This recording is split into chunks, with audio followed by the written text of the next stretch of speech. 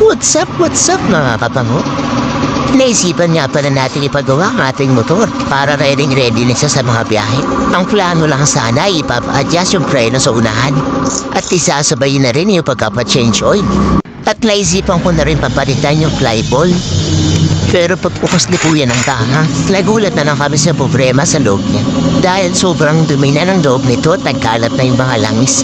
Yun pala, ang problema ay sa oil seal, hindi pa pinalawala na. Kaya yun lang isa ipopasok doon sa may kaha sa gilid.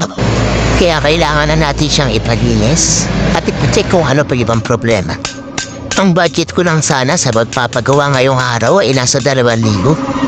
Pero dahil sa mga problema ay na-obligatory ako magpalit ng mga parts. Kaya napagastos na naman ako ng malaking halaga.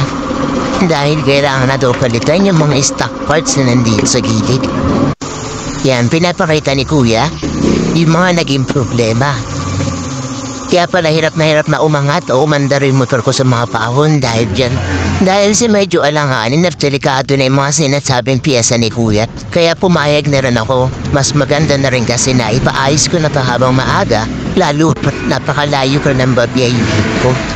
From Rizal to Quezon Province. Nasa 9 hours pa yung biyahe ko kaya nakapalanganin kung sakali sa kalsada pa ako masisiraan. At least dito, mga sanay gumawa ng mga ganitong problema yung mga nakakausap ko. Ang napapatuwa lang dito sa may pinagpagawaan ko ay yung mga mekaniko ay meron silang malasakit doon sa mismong motor. Dahil hindi ka naman nila papayagan na gumasos at magpalit ng mga pyesa kung hindi naman talaga kailangan. At sa wakas natapos na at naikabit na at napalitan na lahat ang dapat palitan.